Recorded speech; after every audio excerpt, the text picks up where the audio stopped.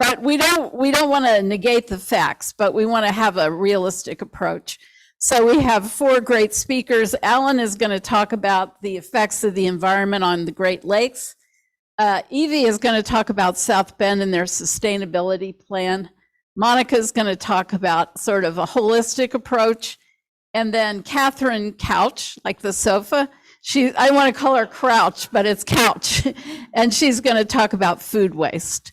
So you all can just pass the microphone down and then we'll do questions afterwards. It's good to see everyone, and we have some very involved people here. So we got a good group. IT, want to acknowledge Ben Tovar. Ben, I think we have to clear the screen. Sorry. No worries.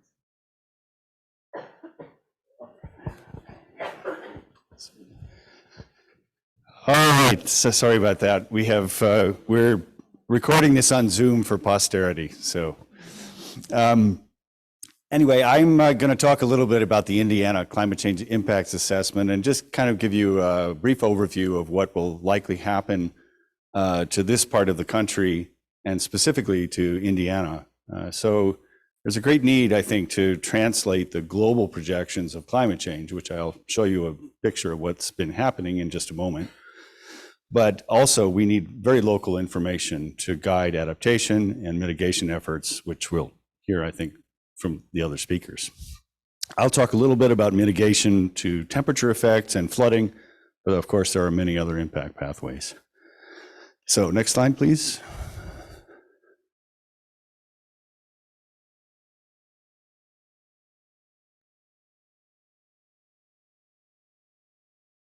There we go. We have a little bit of Zoom lag, I'm afraid. So this is just some resources for those of you who want to follow up. There are some journal articles, and there's a nice website by the Purdue Climate Change Research Center that provides a lot of good extra data and information about climate change in the Midwest.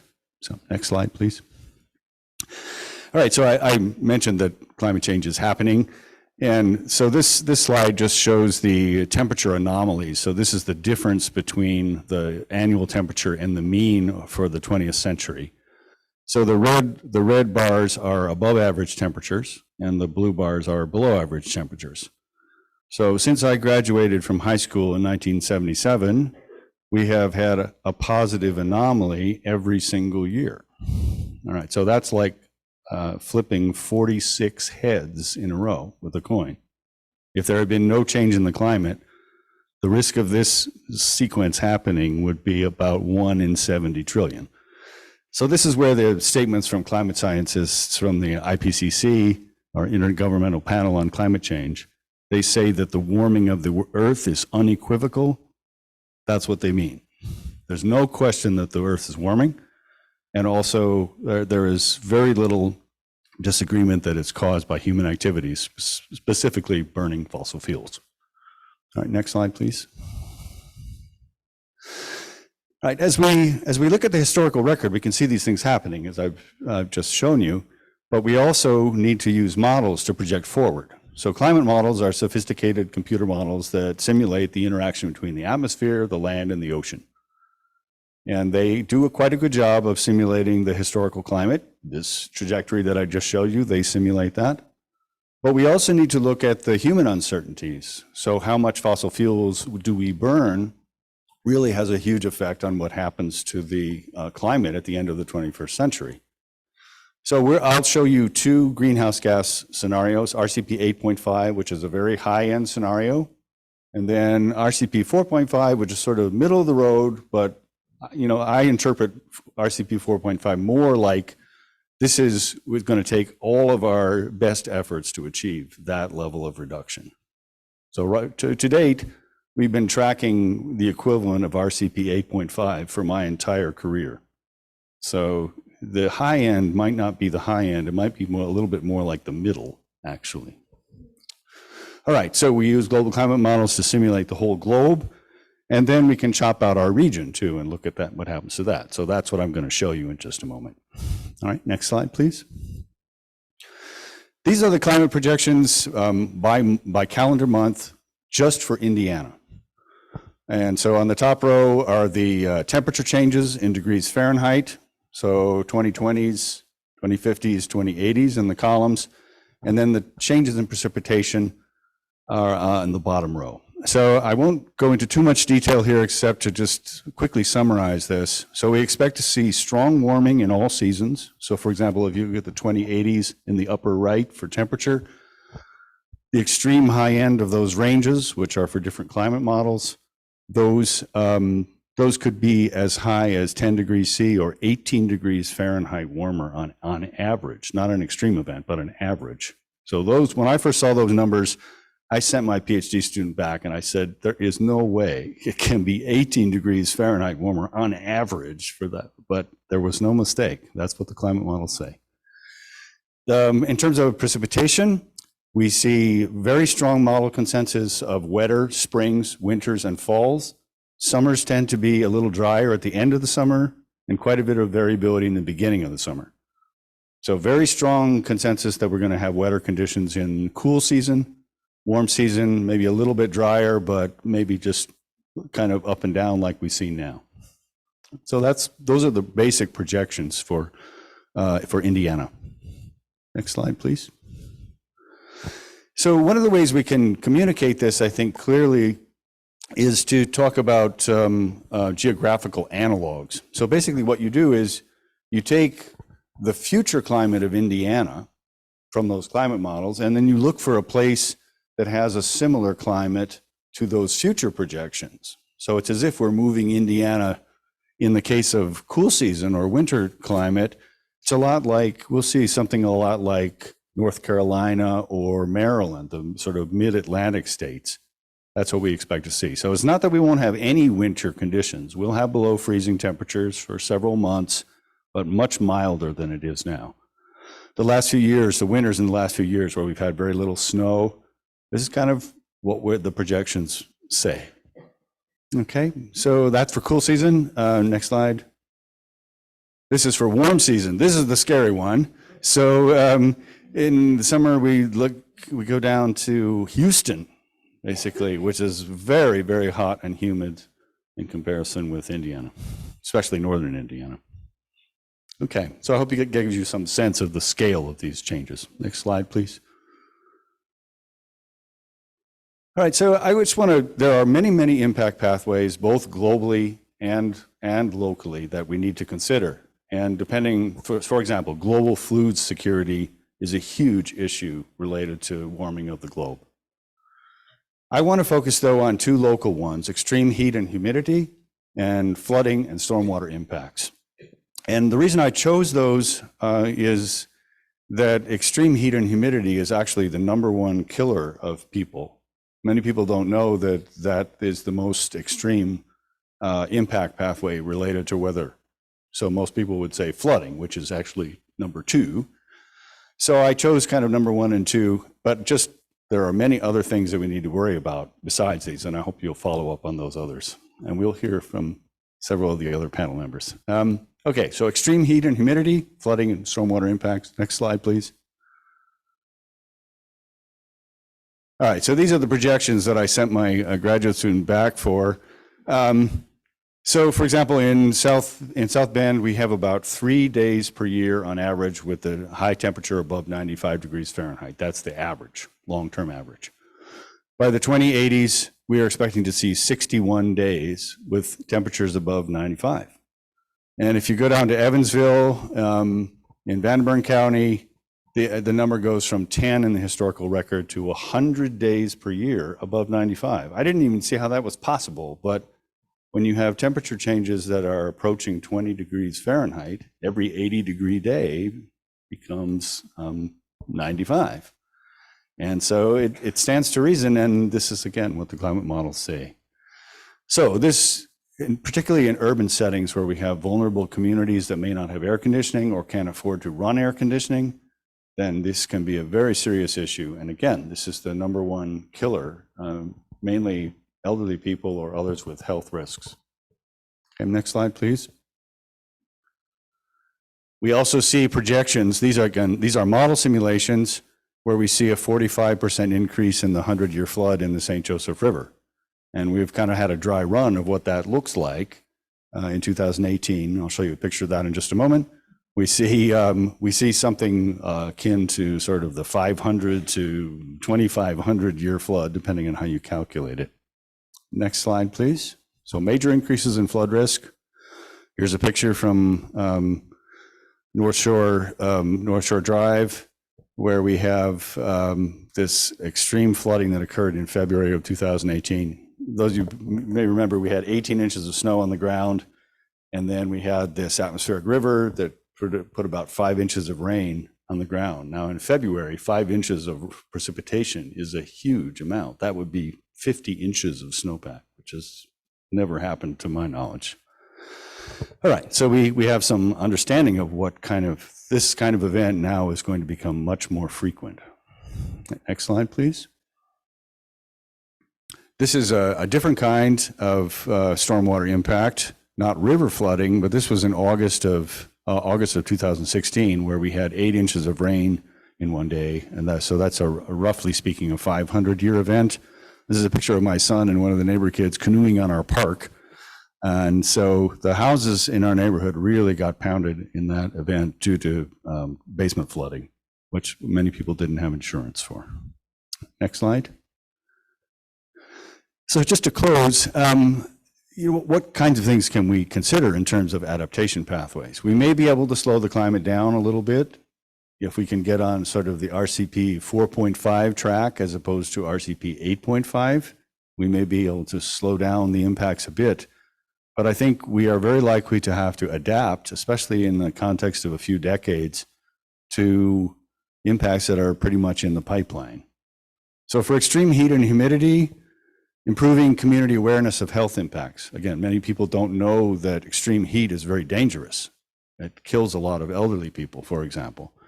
So create or designate neighborhood heat refugia like libraries or community centers that have air conditioning, places where people can go if they don't have air conditioning themselves or have health risks. So for example, we have a huge basement here in the church that would be a great heat refugia.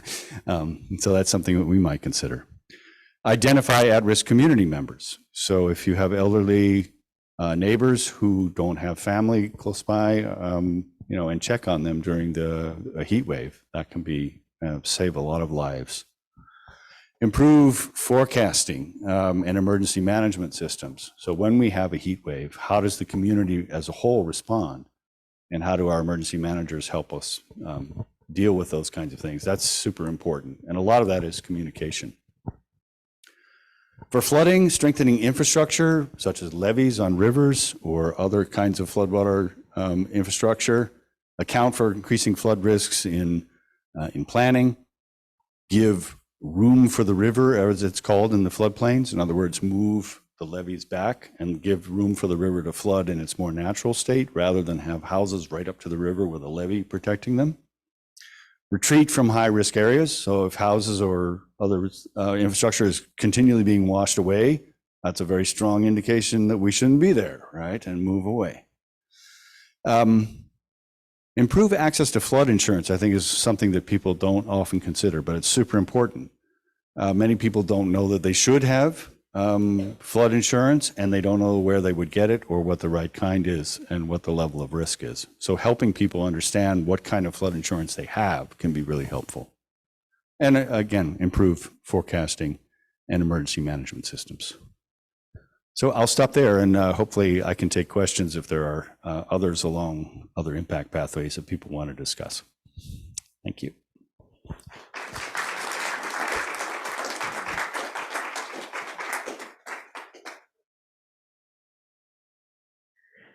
Thank you. My name is Evie Bauman. I'm the City of South Bend's Director of Sustainability. I'm really glad to be with you all today. Thank you for hosting this event, having this conversation, and I'm excited to talk with you today about sustainability locally here in the city and what our city's plan is.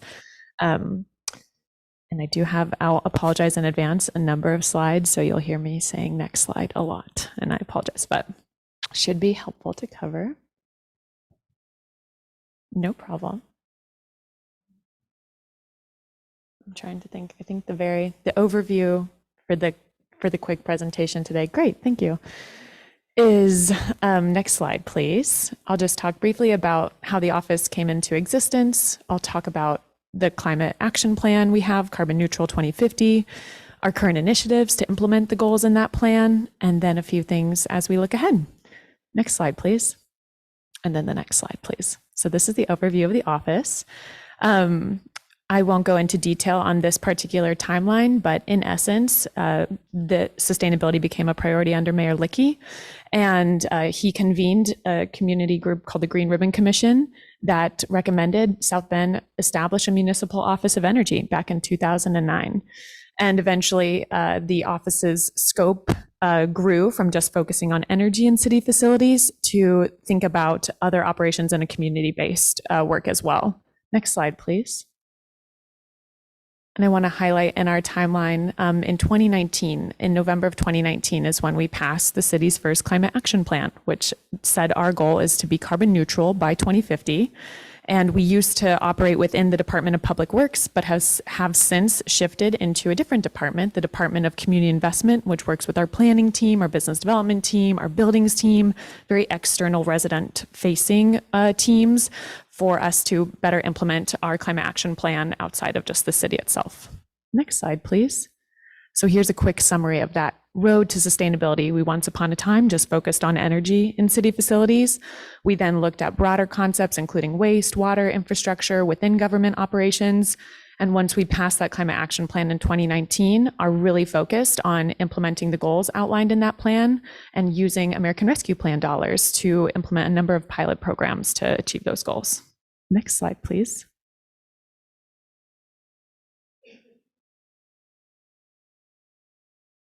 So how we define our office's mission currently is mobilizing the community to address the climate emergency.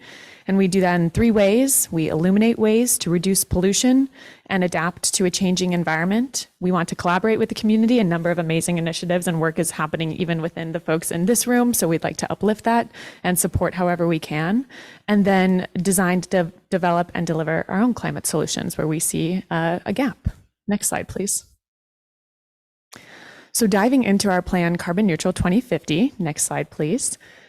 Again, it was passed in November 2019, and it focuses on mitigation. So next slide, please.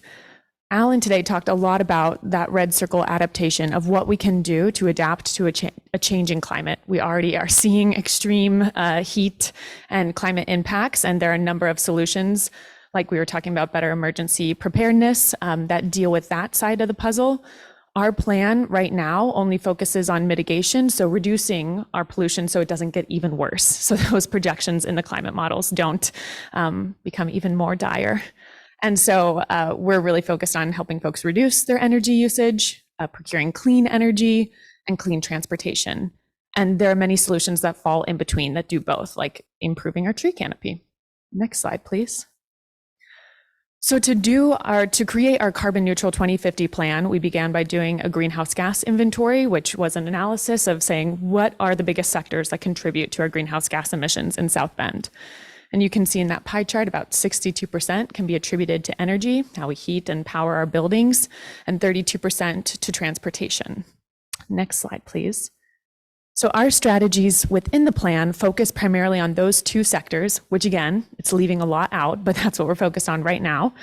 And the strategies in that, again, transition to renewable energy sources and increase energy efficiency, reduce the amount that we drive, and offer cleaner modes of transportation, including electric vehicles. We love the work that MACOG is doing to improve public transit in the area, and making more walkable, bikeable communities. Next slide, please. So a few of the current programs that we have to implement those strategies in the plan include, next slide, please. I'll go even into 3 slides probably from now. I'll talk first about our program that we call EASY, because we want it to be easy to go solar and do energy efficiency. So that's that first program in the top left. Next slide, please. There we go, next slide. And this program is for nonprofits in the South Bend community. Next slide, please, sorry. Great, and if you'll press through all of these bullet points. Thank you. The goal of this program is for nonprofits to reduce the emissions associated with their building, make them more resilient so that they can put more of their resources towards their mission, not towards their energy bills, and increase awareness of energy efficiency and renewable energy with the communities with which they work. Next slide, please. So how we do this is we help complete an energy assessment, and we provide cohort-based learning and provide grants and optional low-interest loans for these entities to complete energy efficiency and or solar projects. Next slide, please. So here are some photos of, we've partnered with a CDFI and real estate management consultant called IFF. Donna is the key architect that we partner with. So there she is overlooking St. Margaret's House building plans, talking with the Nexus Center about their plans to expand operations at their building. Next slide, please. And once she does that on-site assessment, she then produces an energy assessment report where she'll examine their energy bills and then make recommendations for improvements and prioritize them, and also share rough cost estimates. Over the past 2 years, it's been quite difficult to estimate exactly how things will cost, but to give folks a rough estimate of how much fundraising might be needed and what gap our grant can provide. Next slide, please. And again, through this, we've seen this as an opportunity to build community amongst the participants, and featuring Leah, who's going to give a workshop later today too, talking about her expertise in solar, and also helping nonprofits learn about rebates that our utilities already provide, so they can layer that on and make their projects even more cost effective. Next slide, please. And then we also just hung out. So next slide, please. From our first year, we did support 17 different nonprofit organizations in South Bend. We saw 7 rooftop solar installations happen that accounted for almost 390 kilowatts. We helped folks with 2 HVAC systems that were much more efficient than what was previously in place, insulation projects, and LED lighting replacement. And we spurred about $760,000 in private investment with only about $250,000 grants that we gave, total grants that we gave out. So we're thrilled to see folks mobilize around these important projects. Next slide, please. And here's a photo to spread awareness of these projects. We did a ribbon cutting at the clubhouse that went solar, and with a number of the other organizations that went solar. Next slide, please. And here are some photos of the organizations that went solar. And I believe this one might have come from Chuck Buter's drone. So thank you, Chuck, for letting us use that. Next one. Next slide, please. That's at the NNN. This is at La Casa. Next slide, please. And then we have Easy Again running this year. We've upped the grant amount. We're open to new organizations and returning ones coming back. And we'll also fund, we do want to encourage electrification, so helping folks not have gas, fossil fuel powered HVAC systems, but frequently that requires more technical expertise than what we had in-house or in our program. So we're also interested in funding studies of how that can happen. Next slide, please. And I'll breeze through these other programs more quickly because I know I'm running out of time, but Vibrant Places, next slide please, is our offering for-profit entities in South Bend. Also nonprofits can apply to this, but it was the city's existing facade grant program. So if you've been to Cloud Walking Coffee or even the General, they received funds from either the city or a partner to improve their exterior. And we've worked with our team that administers that program to enhance the offerings to make them more sustainable. Next slide, please. So you can get even more matching grant funds if you meet these sustainable requirements for your project. And you can learn more at that website there, southbend.gov/vibrantplaces. Next slide. And we're also encouraging solar through that program. So we're trying to capture everybody that was interested in improving their building and say you can also go solar and receive funds for it. Plus a federal tax credit for solar, folks could see about 45 to 55% of their solar projects covered costs. Costs covered. Next slide, please. And then our next initiative, next slide please, is around workforce development. So we've partnered with another team at the city that was subsidizing training and certifications.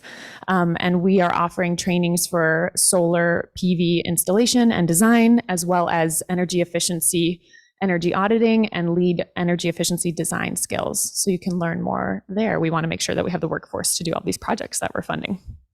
Next slide, please. And last but not least, we're really working on a more robust way to engage with residents and have a better offering for them. Right now, you heard me talk about, here's what we offer for nonprofits, here's what we're doing for businesses. We've been in the works of thinking about how we can better support residents in achieving these goals. For right now, we've partnered with Purdue Center for High Performance Buildings and deployed 12 of their smart thermostat technologies in South Bend Mutual Homes to help us monitor their energy use. And it's actually providing energy consumption reduction tips and social games to say your community reduced usage by X%, and even giving financial rewards to do that. So folks are becoming better aware of how they're using energy at home, and Purdue is able to study that too and give us input and insight. So these charts refer to the fact that some folks have reduced their baseline temperature at home in the winter already. So we're seeing some positive effects after the first 2 months of deployment. And we're hoping to deploy it in one of the South Bend Housing Authority's communities next. Next slide, please. And then those are our key initiatives in energy. Our transportation initiatives include operating what's called level 2 EV charging stations at 7 sites around the city, and then doing a larger community EV charging infrastructure plan. So here are the sites where we currently offer EV charging for free for 2 hours. Next slide, please. And then because those locations are primarily centered around downtown and not excluding the zoo, we want to make sure that when we look to expand charging, we're able to do it sustainably and think about folks that can't charge at home, areas that won't see investment from the private sector for charging at home, and also explore pathways for equitable access to workforce development opportunities in EV charging. This is going to be a growing field, and so we want to make sure that everybody can be a part of this transition. Next slide, please. And these are 2 other topics that we are working on that don't quite fall into our climate action plan framework, but we do care about increasing the tree canopy and helping businesses and nonprofits recycle in South Bend. Next slide. And last but not least, looking ahead, we will be updating our climate action plan to include adaptation goals. So by end of next year is when we hope to have an updated plan. We will be working with Professor Hamlet to think about those strategies and goals around adaptation. Next slide, please. And as part of that program, Catherine is actually a part of it, our Climate Ambassadors program. We've been working to distribute a survey and grow folks' awareness around our existing climate action plan. I'm not sure if raise your hand if you knew that we had a plan before you heard me talk today. Okay, 4, 5, that's actually more than usually occurs. So that's also our job before we go and update it to tell you all, here's what's in the plan. It exists. Here are our goals. Here's what we're doing. And we want you to be connected too. So we've been working with 15 community leaders for them to host sessions with at least 15 participants, go through a survey that outlines a lot of the goals and the plans, and have discussions about what their priorities are and what their fears are and what they'd like to see happen in terms of climate action in the city. Next slide, please. And the last thing that I want to highlight here is that we are in an unprecedented moment of federal support for climate action. Here's a graph that shows, again, I mentioned that the Green Ribbon Commission was formed in 2009, and that was through the American Recovery and Reinvestment Act. And that was a lot of funding for energy efficiency work. But as you can see in this green column there, the Inflation Reduction Act, the CHIPS and Science Act, and the Bipartisan Infrastructure Bill have provided an incredible amount of funding that both local governments, states can take advantage of, community-based organizations, as well as individuals. Next slide, please. Specifically in the Inflation Reduction Act, there are tax credits and rebates that you at home, at your businesses too, can take advantage of. There's a helpful tool from a group called Rewiring America that you can input your homeowner status, your income level, how many folks are in your home, and see how much money you could get from all the incentives. All of these are skewed to help folks that are more of the low and moderate income background access clean energy technology and get fossil fuels out of their house. Next slide, please. And here's just an example of all of the projects that are funded within those Inflation Reduction Act credits. So getting a heat pump to heat and cool your home, an electric induction stove, EVs, charging, upgrading your electric panel to make all that possible, etc. Next slide, please.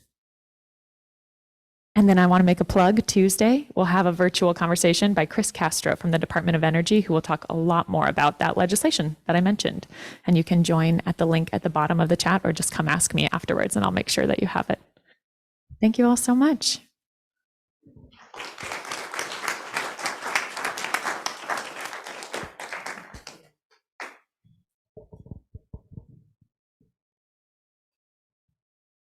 Well, I'm going to invite you,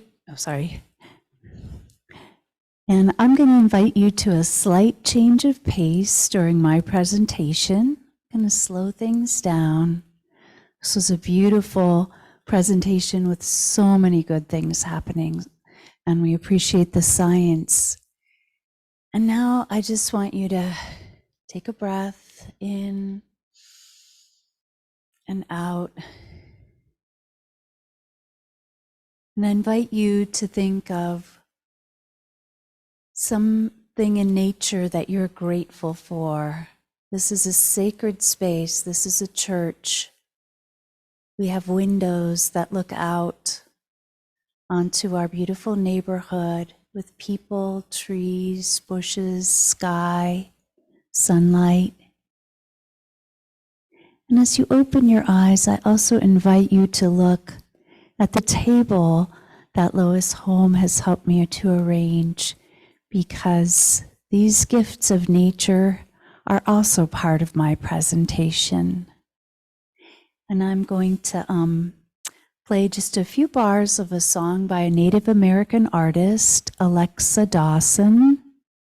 It's called Circle Song. And I also invite you to feel the energy of this circle, of the Spirit here among us. You might call it the Holy Spirit, you might call it the unity of the group, the love of God manifested in nature, whatever speaks to your spirit. And let's listen to a few of those words and I'll begin. A few of these words and musical notes.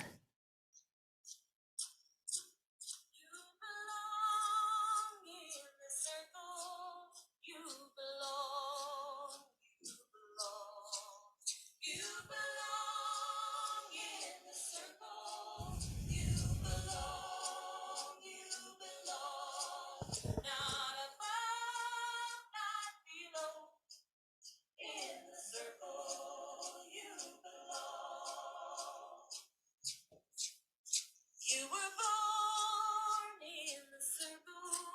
You belong. You belong. You were born in the circle. You belong. You belong.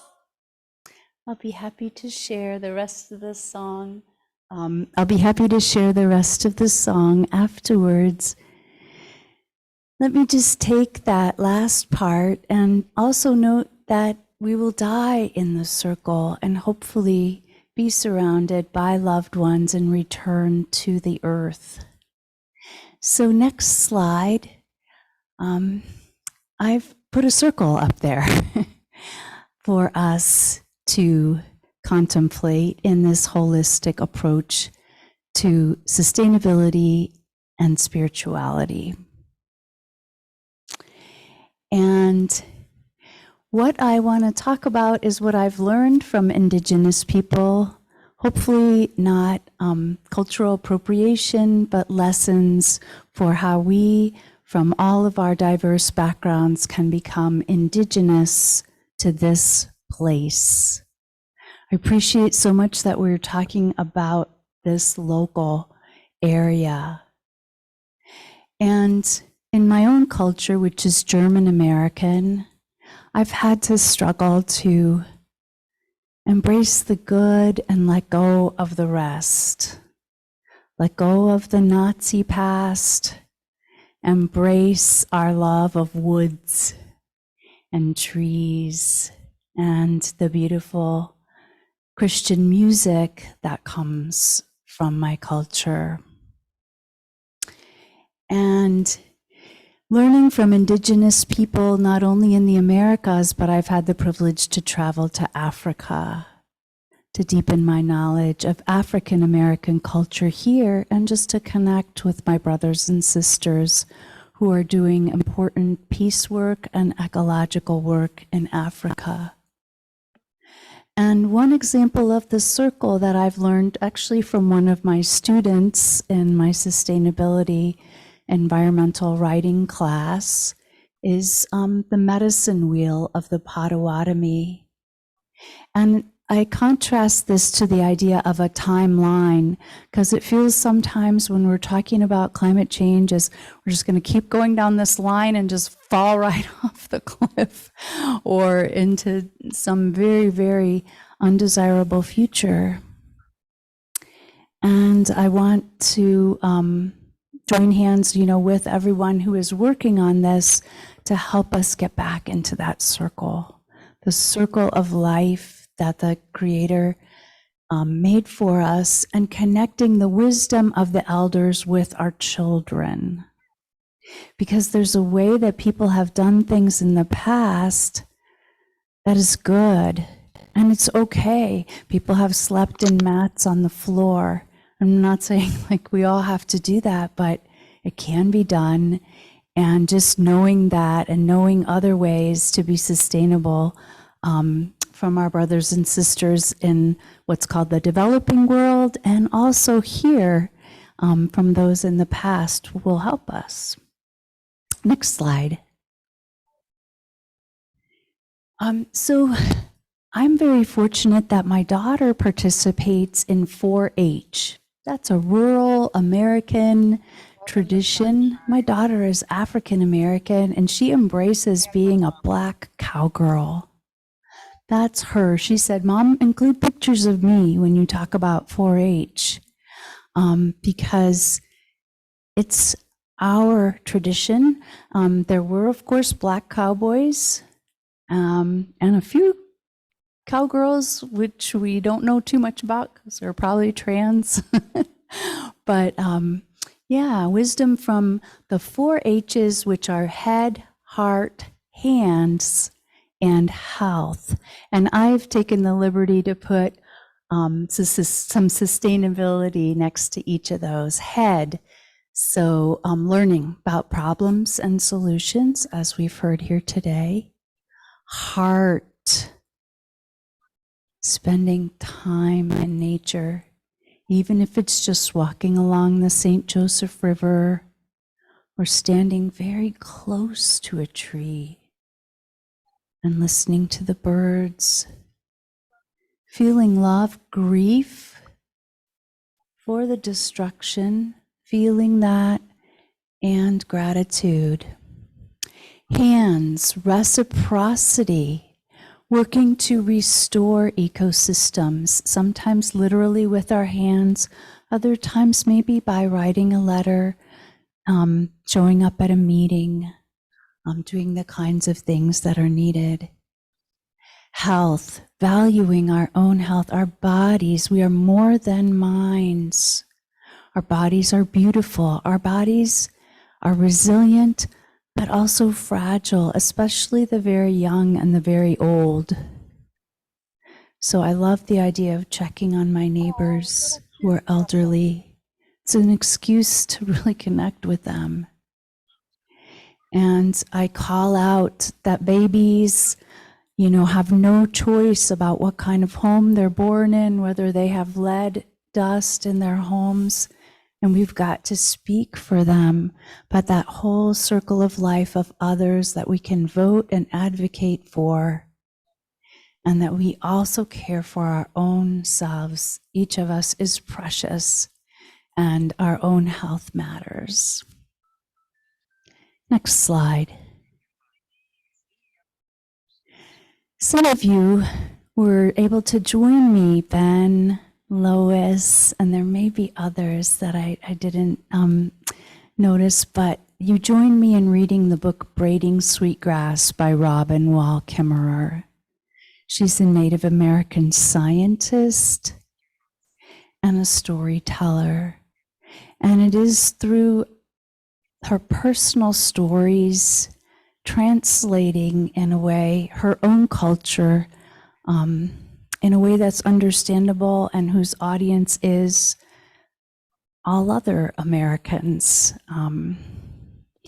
inviting us to be indigenous to place, saying that the immigrant, which is pretty much all of our ancestors, unless we are indigenous, is not so different from the stories that are in Potawatomi culture, for example, of Sky Woman falling from the sky. She wasn't born on the earth, but she brought gifts. I don't have anybody to play with me that likes to play, And she was helped by the animals. Well, yeah, he's got a whole bunch of toys here, but So that book he won't go outside is by one way of himself. connecting, and some of her advice is to see nature truly as a gift. And all of us came from hunter-gatherer societies who did not use money.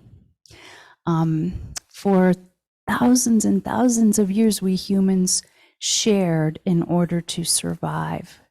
Not that we didn't have conflict, but we needed each other in small groups. And we replicate that in congregations and in other communities today.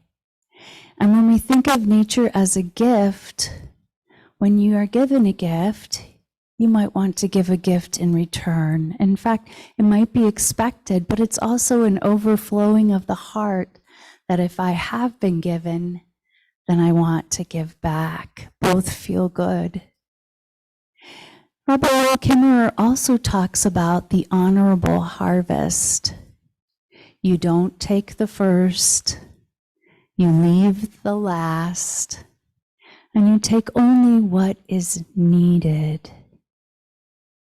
And I think as we think about sustainability, I am made hopeful by the thought that the limits that we may choose to live by may be life-giving rather than diminishing us. I'm trying to learn to love saying no and love saying yes, because sometimes the no makes space for the yes. And in confronting and healing our monsters, like greed,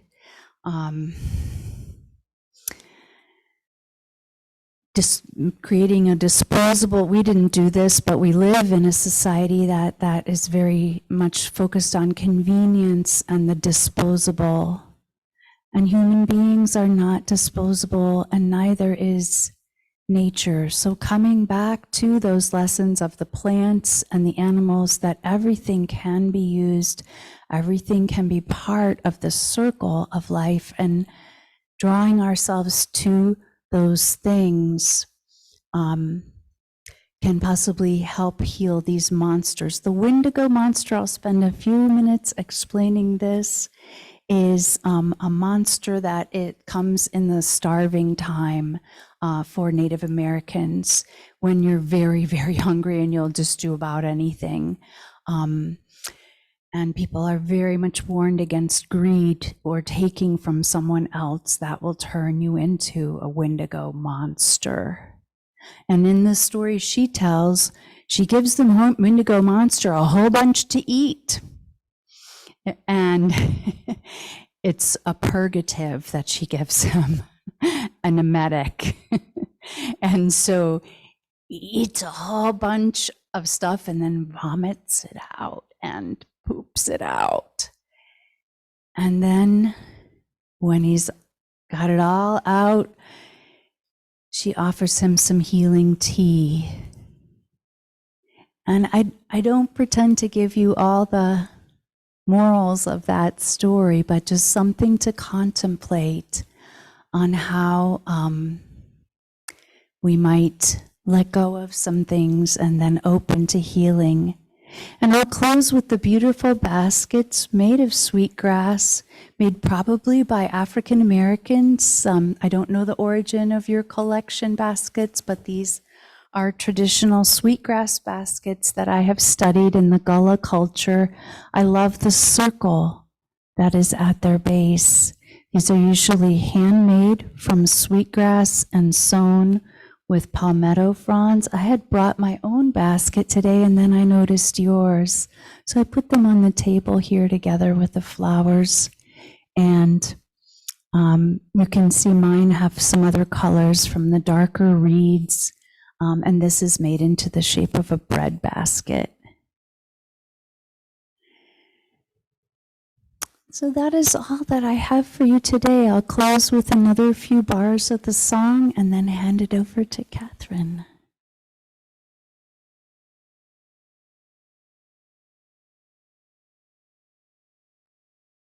Or maybe I'll just hand it over to Catherine.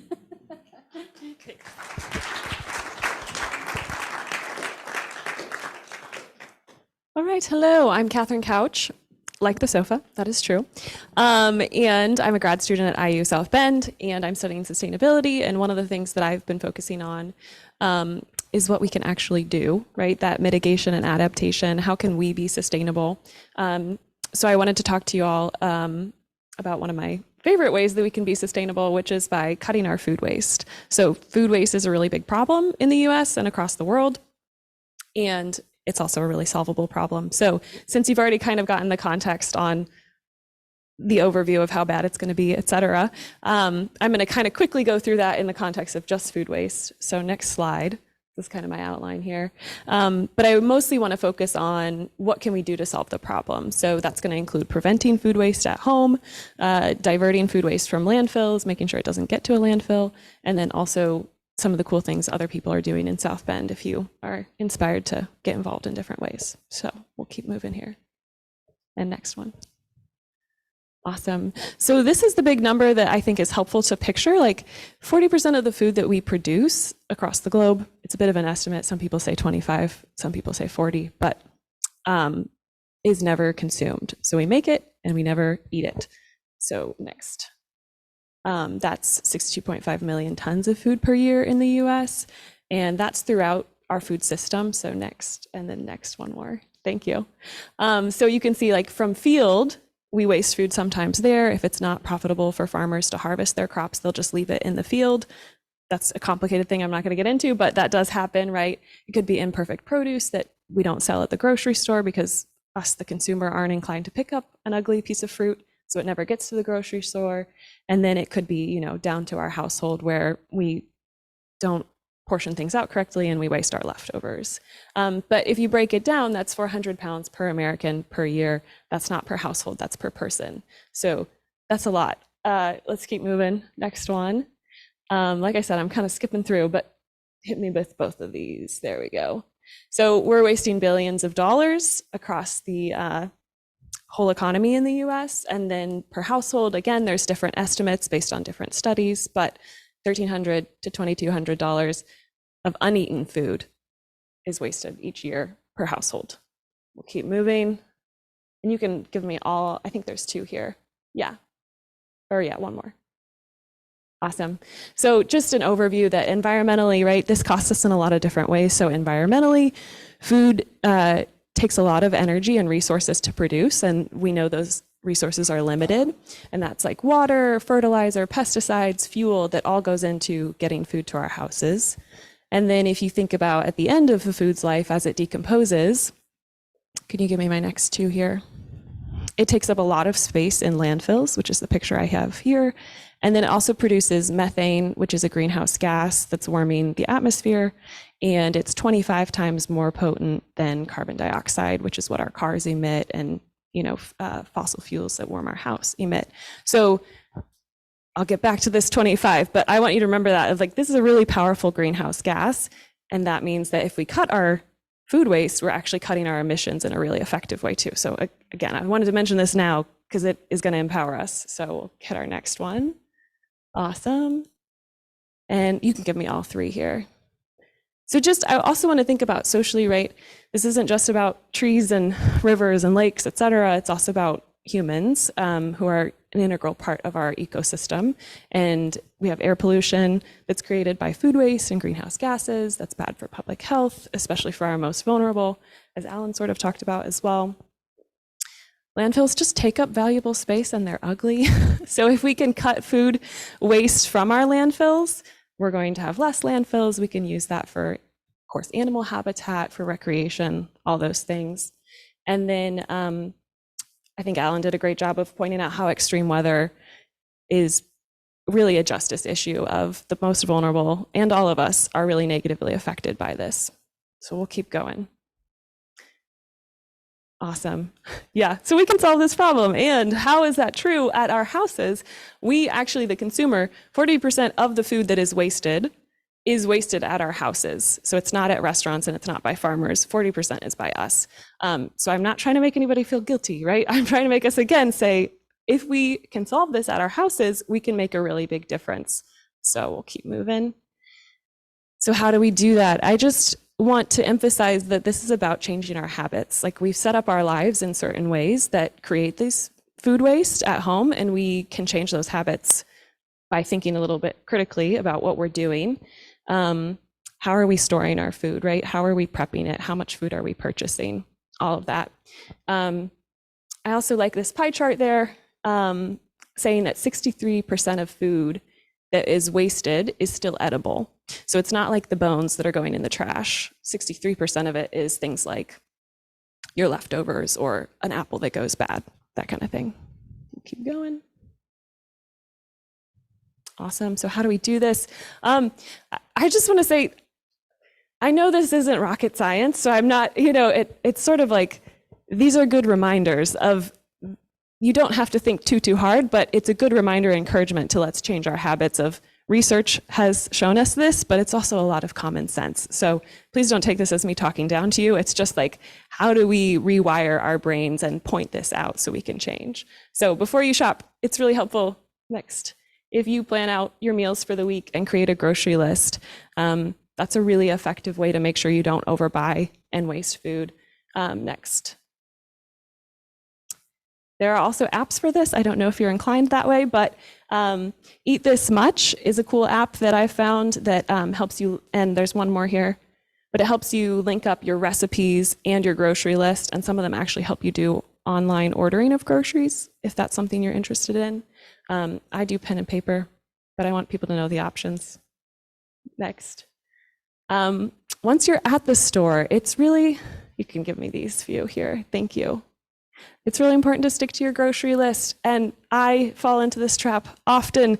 Don't be fooled or kind of seduced, if you will, to be buying something on sale because it seems like a good deal if you don't actually think you're going to be able to eat it, right? Like, really thinking that through, because you're actually wasting money. Like I said, that financial cost, if you buy food that's never going to get eaten, you're throwing it away, you're throwing away money, all that jazz. Again, not rocket science, but a good reminder when you're actually at the store, because those sales are set up to manipulate us into buying more. I think there's one more here. Oh yeah, buy ugly and imperfect food. Right, that ugly apple, again, everything in us says like, don't eat it, it's bad. Check it out, it might not actually be bad. And if you're making an apple pie, buy the ugly piece of fruit, cut off the ugly piece, put it in there, and it's not gonna be bad for you, right? And that can help prevent food waste from the grocery stores throwing it away because it's not pretty enough to sell. So that's a small one. All right, next slide. Okay, once you get back home, what can you do? It's important to store your food properly. As a young adult, I think I wasted a lot of food because I put it in the wrong place in the fridge, right? So you can keep your vegetables crisper and all that if you keep them in the right drawers. Next here. This is a really cool website. The guide is called Keep It Fresh, and it's Love Food, Hate Waste. I'll give you guys a link at the end if you want to follow any of these resources, but they have kind of A to Z guide of how you can check how to store your food properly in the fridge or in the pantry, etc. So that's there. Next one. Keeping track of uneaten food. Again, give me the options here. Organizing your fridge can be really helpful. Using your meal planner. I use a dry erase board, and I have a list of what I'm going to eat throughout the week, but I often change my mind of when stuff is getting eaten or change my plans. So I like the dry erase to be able to switch it around, and then keep in mind like, oh shoot, I did buy blank and I still need to eat it before I go shopping again. So that helps me. Next. Leftovers, next. 2 options here. Either eat them or 2, if you don't like leftovers, make less food, which again is kind of back to the grocery store. Again, it's not rocket science, right? But we do these things without realizing it. So I'm trying to kind of point out the habits we have. Next slide. More to do at home. I love this picture. It says that this milk expires on February 30th, which is a day that doesn't exist. So it kind of nicely iterates my point that expiration dates are guidelines, they're not the law, and they're not federally regulated. So grocery manufacturers get to decide what date they put on there.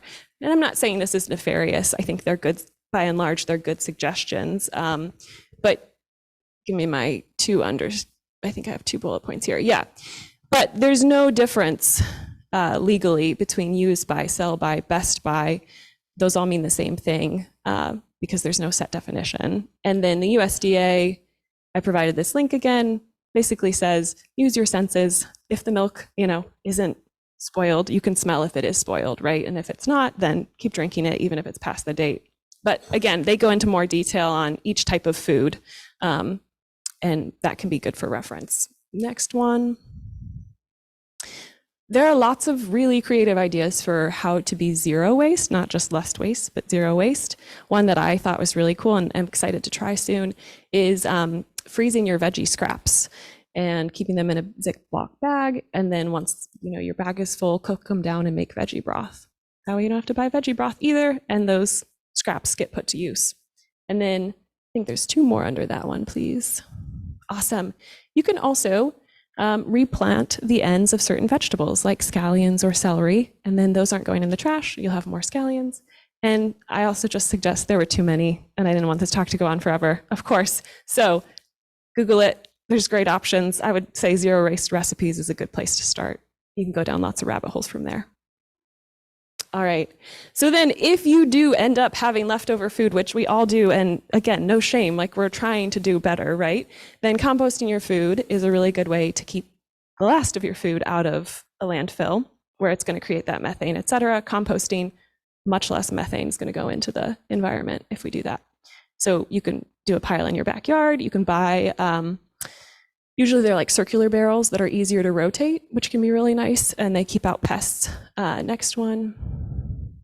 Also, there is worm composting, which I tend to geek out about a little bit. Well, the more I learn about it, the cooler I think it is. But you can buy like a big storage tote bin, put some holes in it, buy some worms, put some food in there and some other things, and then they'll turn your food into dirt really quickly. And that is nice because it also works throughout the winter, which typically, if you're outside composting, it kind of pauses throughout the cold months and then it'll restart pretty easily in the spring. Next one. Okay, and I always get questions on this, and this is not an extensive list, but what are the basics, right? Basically, anything from your yard or that you would eat can go in. That's the green side. The no's are like bones, meat, dairy, things that won't decompose as quickly. Glossy paper, like from ads, typically has chemicals and dyes in it that won't break down very well. And then plastic isn't organic, or it was too long ago organic and it's not going to break down quick enough. So you wouldn't want to put it in there either. Next. Okay, this is a cool, again, I get excited about this stuff. So this is what other people are doing in town. So Flash Food is actually an app that, when you go to the grocery store, there's food that is close to its expiration date is usually discounted. So Flash Food, they have taken those pictures of all those items that are discounted and they put them on the app, and then you can buy them through the app, usually at like half off. Before they expire, you go and pick them up at the grocery store. They're already purchased and you could just kind of add it to your normal grocery shopping. And Meijer and Martin's are the local grocery stores that are on that app. Next one. I don't know if you all know about buy nothing, sell nothing groups, but this sort of connects to what Monica was saying about gift economies, that instead of trying to sell your food to somebody that you're not going to eat, you could just give it to someone. So there's about 5 neighborhoods, geographic areas in South Bend that have this, usually through Facebook. And I use that quite frequently. If I have something I'm not going to eat, I post it on there and see if one of my neighbors can take it and use it. Next. Of course, there are many food banks in South Bend. If you have food that's close to expiring, you can pass it along to those in need. Next one. Or just volunteer because it's awesome. Cultivate Food Rescue. I don't know how many of you have heard of this, but their big thing is that they take food from, usually prepared food from catered events that Notre Dame has or at the stadium, and they repackage that food into healthy meals that they distribute to school children or to food banks so that it doesn't go to waste. It actually goes to people. Next. Oh yes, again, back to my worm. Thinking worms are cool. There is a worm farm in Goshen called Post Waste Worm Farm, and they actually offer home pickups of your food waste even in South Bend. I think they pick up every 2 weeks here for a pretty reasonable fee. I think it's like $10 to $15. So if for whatever reason you can't compost yourself and that's a financial option for you, I wanted to make you aware of that too. All right, next one. I think this is the end. Yes, awesome. Just to recap, if we avoid food waste, it's a really powerful way to lower our emissions. Give me the next two. Thank you. Prevent climate change, right, due to global warming, and then also take care of our community and our world. And the last one, I got real techie here, and that is a QR code, which if you open your camera and you scan it, then it'll take you to this presentation, and then you can click on any of those links if you do want to follow up with any of them. You can also email me, ask me questions now, etc. But I'm done now.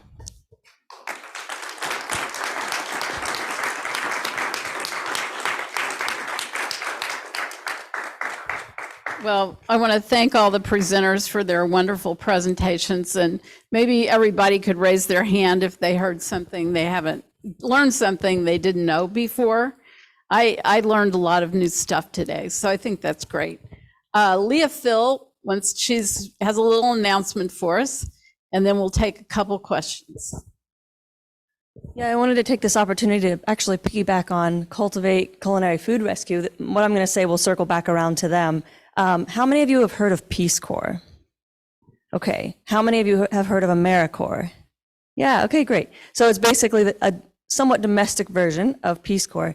And I'm with the Michiana Area Council of Governments, and we started this past year a local AmeriCorps program focused on building organizations' capacity on environmental stewardship topics. So one of our new placements is going to be Cultivate Culinary Food Rescue. So essentially, you can serve part-time, full-time, receive a stipend, health insurance, housing bonus, retention bonus, and some other benefits, and serve these organizations in these new positions that help build their capacity to achieve their goals, where they might not be able to afford hiring someone full-time, et cetera.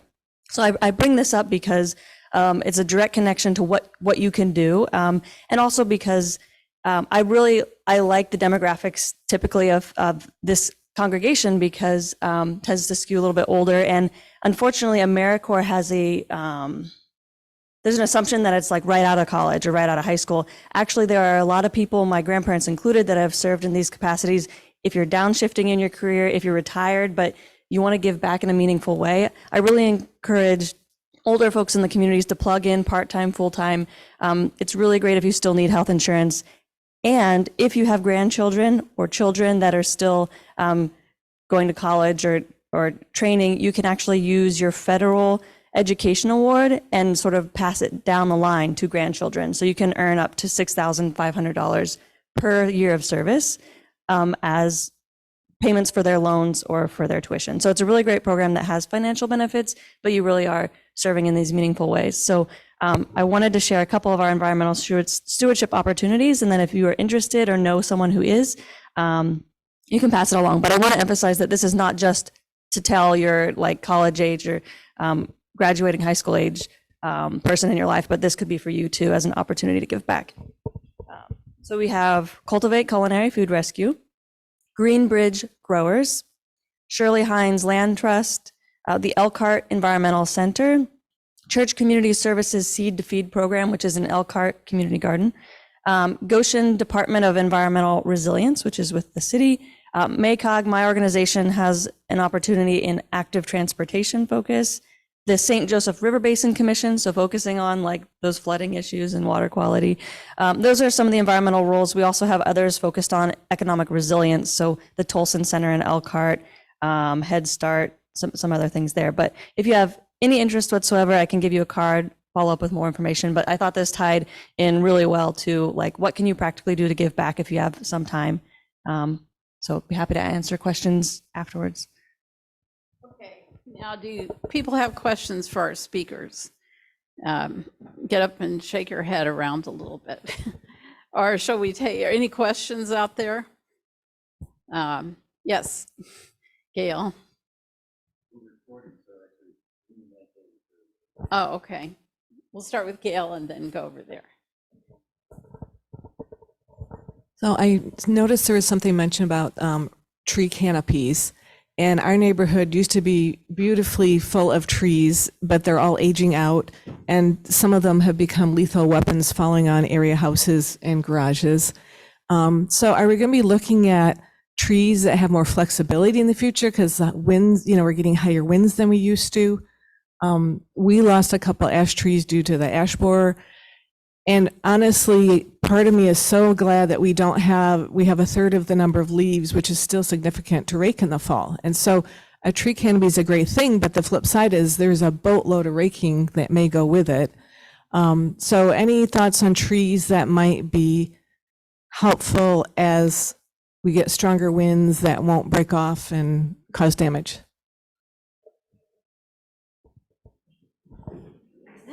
That's a good question. Excellent question, and actually my tree in my house told my car. Oh. So I am very much in sympathy with it. But I think, one of the main things that you pointed out is choosing the right type of tree. So like along my house are all silver maples, which are notorious for shedding these giant limbs on the car. Which I didn't know until that. But so South Bend has a city forester. They can recommend specific types that are, so I've noticed, for example, sycamores in our neighborhood are really tough. They wait to put on their leaves to the right timing for South Bend, they come back down. So choosing the right time. And we have Gary here too, Gary Yes, Robertson. Gary. He could tell us about trees. Go to his workshop.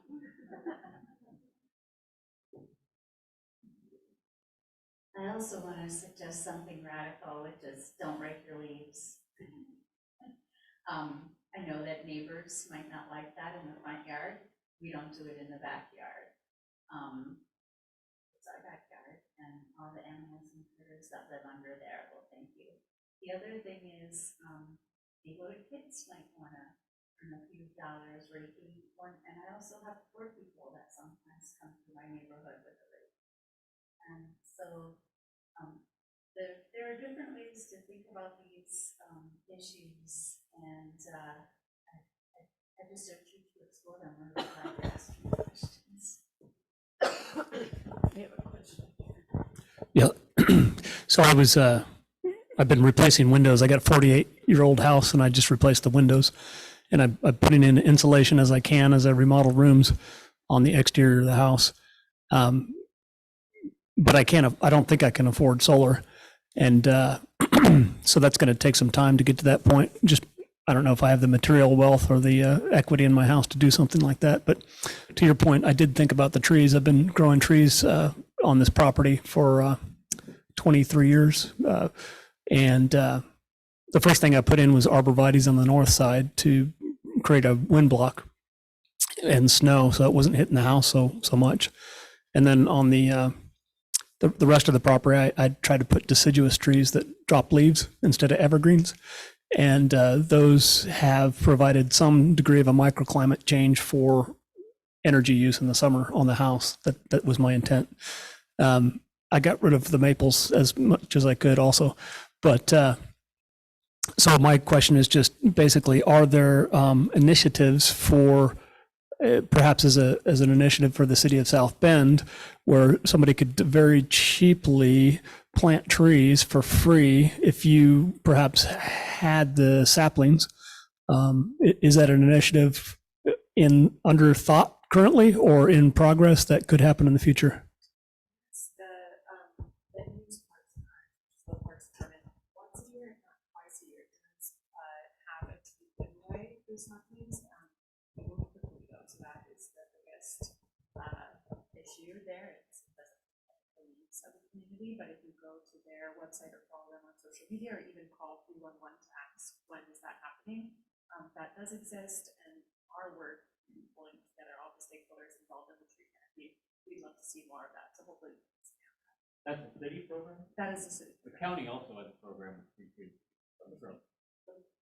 Counter to that is my neighbors have 120-foot evergreen, and when the wind picks up, it's pretty scary.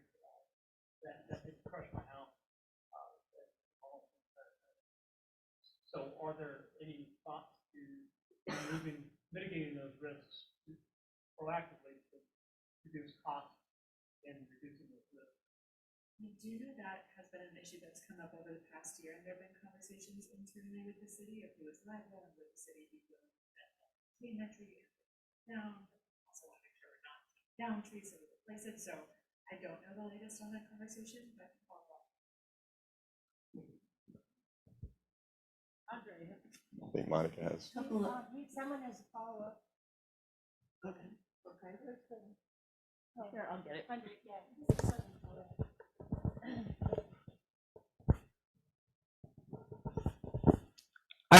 We got a notice basically saying we had to cut down a tree in front of our house, but there was zero information in that notice saying how we could replace that tree with a sapling. And that was a boulevard tree, so like a tree along the sidewalk. And it was really surprising to me. I was corresponding with a friend who's arborist in Minneapolis or St. Paul, Minnesota, and they were saying they were surprised that we even had to pay for it. So is there any hope that the sidewalk and boulevard trees could become part of, the city's responsibility instead of the property owners?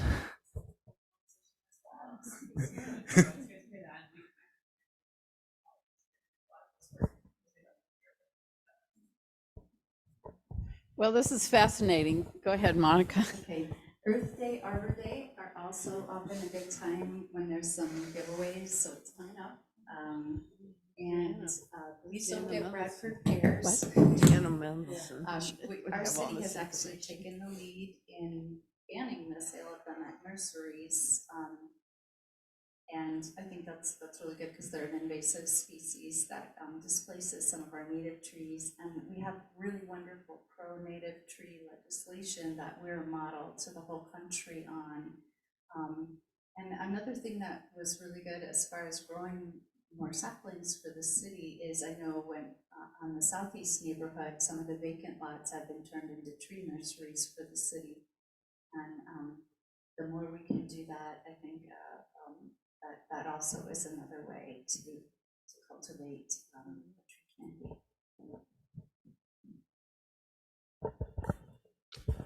Andre Stoner from Faith in Indiana, and I want to thank this congregation for having this conversation. This is really rich and important. I'm really excited to hear more about the climate action plan that South Bend has and the leadership that's happening there. I don't think we should let the county or our state off the hook. Just the politics in Indiana and the status of Indiana are atrocious, and it doesn't have to be that way. But I'm really intrigued and I was curious about the billions of dollars coming down the pike through the Inflation Reduction Act. We were able, Faith in Indiana, and folks here also, to tap into American Rescue Plan to do some good things. My impression is the Inflation Reduction Act is structured very differently. It's not as if certain sums of money are coming to locales. It's more like you have to apply for grants. I'm really curious, but billions of dollars, billions and billions of dollars for good stuff. And it could be used well, or it probably could be used really poorly. So one of my questions is, if hundreds and thousands of people in South Bend, St. Joe County, and Indiana actually worked in a concerted way to influence how that money is tapped into and spent, what would be ways that we might focus our attention? Great question. I'd also love for you to join that virtual call on Tuesday with the chief of staff from the DOE, who is responsible for so many of these new programs that are coming down, and asking them directly too, because a number of the programs in the Inflation Reduction Act will be administered by the state, and they have an option to apply and get those funds or not. So to your first comment and point of getting involved at the state and county level too, making sure that the dollars are on the table and being taken advantage of is critical. So we've been trying to build our relationship with the state office of energy and express our desire for taking advantage, especially of the home rebate programs that are happening that could be jeopardized if the state doesn't take advantage.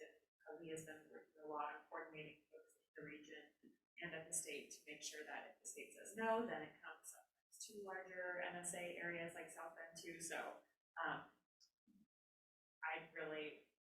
we can get into specifics, but my first call would be come on Tuesday and learn more about those specific granting opportunities, and then we can ask Chris too, just as a South Bend community. That really is why we brought him say, what does Outlet need to do to make sure that there's a full advantage? This is where, and then talk to Leah, and then also to the comment too about solar being quite expensive and inaccessible to so many homeowners too. There are also broader legislative solutions in play, community solar too, and Chuck, I know, and Leah too participate in a lot of the work happening at the state level to make those programs possible, where you could subscribe to a much larger solar farm.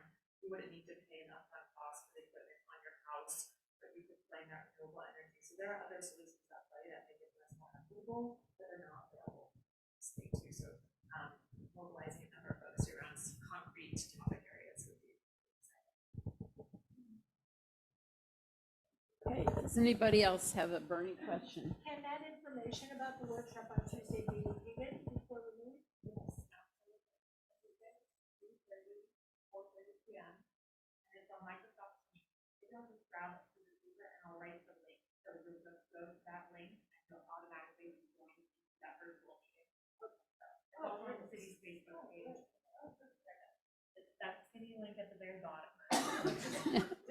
Well, if you can leave it up, Ben, and then we can all go copy it or take a picture or something.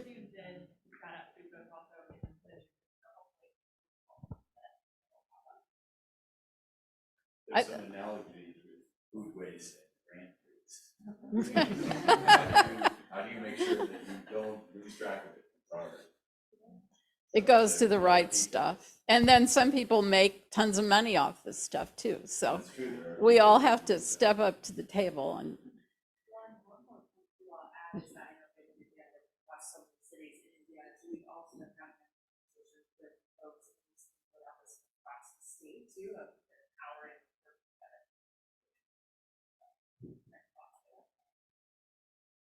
well, this is amazing. When I was in college, people were starting to talk about this stuff, but we never dreamed someone could have a job doing it.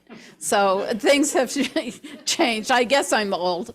But anyway, one more thing I wanted to say, we have a lot of environmental art in here and out in the halls and stuff, so take a look at that. Some of it's for sale, some of it isn't. And we're going to have a break, and there's lots of good stuff to eat. And then we have 2 workshops. Leah is going to talk about electric cars, and you can talk to her about MACOG and what they're doing. And Gary is going to talk about landscaping. So he's the guy if you want to know about trees, what kind of trees are better to plant. And one more, Leah will be in here, Gary will be in that classroom over there. And hopefully you can ask people questions during the break. So thanks, let's give them one more hand.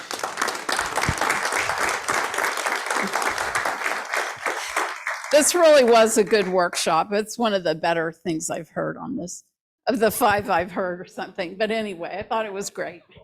Thanks. Thank you. We have really different approaches.